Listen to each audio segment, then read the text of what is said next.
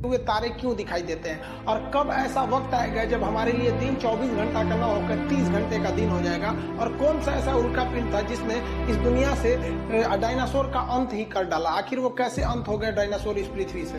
देखिए, सौर मंडल में जो होता है ना, सूरज से सबसे नजदीकी जो तारा है वो तारा बुध है, इसे हम लोग मरकरी कहते हैं। उसके बाद शुक्र यानी वीनस है। थर्ड नंबर पे हम आते हैं अर्थ यानी पृथ्वी। इसके बाद मंगल आता है, मंगल के बाद बृहस्पति। मंगल और बृहस्पति के दोनों के ऑर्बिट के बीच, इनके कक्षाओं के बीच ग्रहों के छोटे छोटे टुकड़े हैं सब। इन टुकड़ों को हम क्षुद्र ग्रह या एस्टेरॉइड कहते हैं। ये सौर मंडल पे बहुत ज्यादा इफेक्ट डालते हैं ये एस्टेरॉइड भी सूर्य का चक्कर लगाते हैं, लेकिन कभी कभी क्या होता है, ये आपस में टकरा जाते हैं। आपस में टकराने से इनका डायरेक्शन बदल जाता है और मंगल इन्हें अपनी ओर खींच लेता है, इन्हें आकर्षित कर लेता है मंगल अपनी ओर गुरुत्वाकर्षण के कारण। लेकिन मंगल भी क्या है, गतिशील है, तो मंगल आकर्षित करने के बाद अपने यहाँ से उठ के चला जाता है, क्योंकि ये गति कर रहा है। मंगल उठ के यहाँ चला गया, अब ये पकड़वा जो है ये आपका यहाँ से सीधे आके गिर जाता है पृथ्वी पर। तो ये जो क्षुद्र ग्रह जो मंगल और बृहस्पति की कक्षा में था, आपस में टकराने और दिशा भटकने और साथ ही साथ मंगल की गुरुत्वाकर्षण द्वारा खींच लेने के कारण ये कहाँ चलाता है, इस डायरेक्शन में, और पृथ्वी से अपनी ओर खींच लेती है। तो इसे कहते हैं हम लोग उल्का पिंड। अगर ये पृथ्वी पे गिर गया ना तो किसी की जान ले लेगा, और ये हमेशा गिरते रहते हैं, पर डे ये गिरते रहते हैं पृथ्वी पर। पता चला हमारे ऊपर ही गिर गया तो मर ही जाएगा आदमी, उतना भयानक दूर से गिरता है। तो इसके लिए हमारी रक्षा करने के लिए हमारे चारों ओर है वायुमंडल, एटमॉस्फियर है हमारे ऊपर। 640 किलोमीटर मोटी हवाओं की परत है। ये हमारे लिए एक सुरक्षा कवच का काम करता है। ये अगर नहीं रहता तो हम सब मर जाते हैं।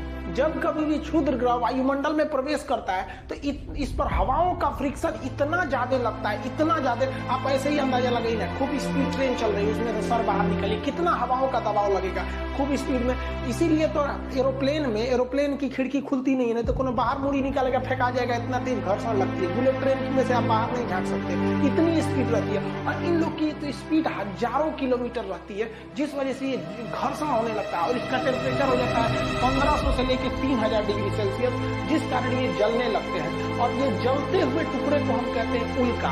ये जल के ऊपर ही खत्म हो जाते हैं, लेकिन कुछ ऐसे उल्का होते हैं जिनका साइज बड़ा होता है और पूरी तरह जले बिना ही ये पृथ्वी पर आके धमाके से गिर जाते हैं, जिन्हें हम उल्का पिंड कहते हैं। ये जब पृथ्वी के वायुमंडल में एंट्री करते हैं तो पूरी तरह से जलने लगते हैं। ये जहां गिरते हैं वहां भीषण तबाही लेके चले आते हैं।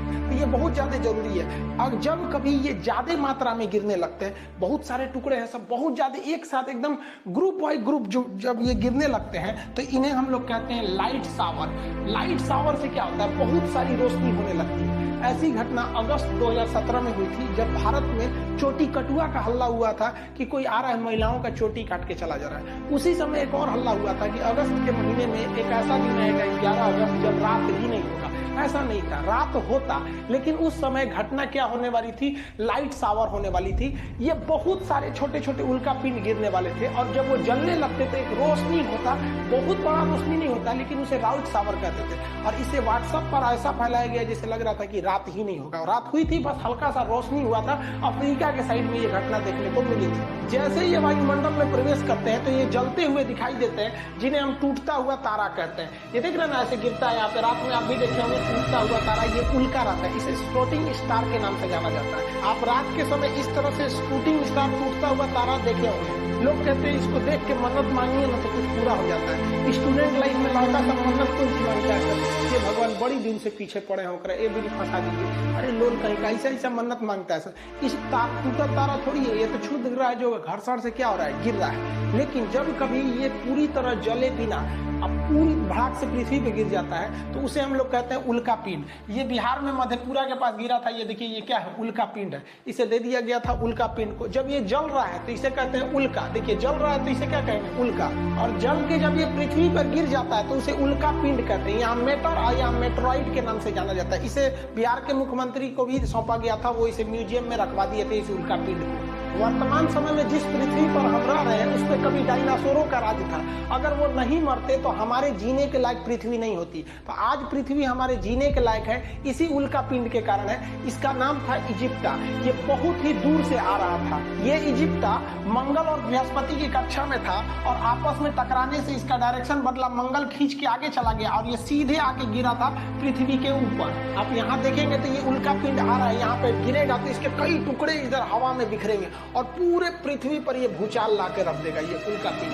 ऐसी ही घटना हुई थी जब डायनासोर खत्म हुए थे, ये हवा में पूरा फैल गया था। आज से लगभग 6 करोड़ साल पहले ये इजिप्टा नामक इतना बड़ा उल्का पिंड गिरा और इसने पूरी पृथ्वी का स्वरूप ही बदल दिया। ये वर्तमान मैक्सिको के पास गिरा था।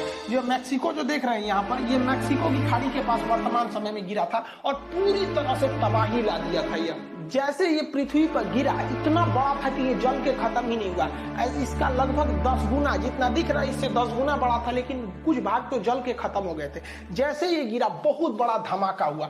इतना बड़ा धमाका था कि यह धमाका लगभग 20 हाइड्रोजन बम के बराबर था। सोचिए, एटम बम नहीं, हाइड्रोजन बम के बराबर ये धमाका था। और इस धमाके के कारण पृथ्वी का जो ऊपरी परत था, डायनासोर मारे गए। लेकिन ये तबाही का केवल एक ट्रेलर था, असली तबाही तो इसके बाद। इतना भीषण धमाका के बाद लगभग 10 तीव्रता का पृथ्वी पर भूकंप आया दूसरे साइड में, और पृथ्वी के इतिहास में ये अब तक का सबसे भीषण भूकंप था। इतना भयानक भूकंप से पृथ्वी पर चहल पहल, जितनी भी बड़े बड़े जीव जंतु थे ये भूकंप के शिकार हुए और दब के मर गए। और आपको पता है, हम भूकंप चैप्टर भी पढ़ा दिए हैं। भूकंप जब समुद्र के पास आता है तो वो ले लेता है सुनामी का रूप, और ये समुद्र के पास ही आया हुआ था। मैक्सिको की खाड़ी में गिरा हुआ था, जिस वजह से यहाँ भीषण भूकंप के साथ साथ सुनामी भी आते, और सुनामी की लहरें जो आई पूरे समुद्र का पानी उठा के ले आके पटक दी और भीषण भूकंप आया। जितने डायनासोर थे सारे के सारे डायनासोर मारे गए और पृथ्वी के अंदर का जितने ज्वालामुखी थे वो विस्फोट करके